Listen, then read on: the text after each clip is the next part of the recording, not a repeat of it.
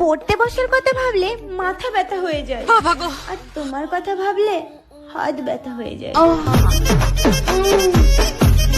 এই তো দেশের উন্নতি হয়েছে, পড়াশোনা করলে মাথা ব্যথা করছে, আর বয়ফ্রেন্ড কথা হলে আঙুলটা ধরে যাক, তাও আর একটা করে চাই।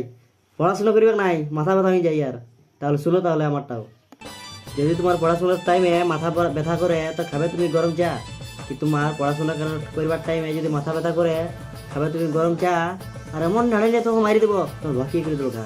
আমি দেখার পরে আমার বিহাইকে তুই খেয়ায় ঘুম আসে না।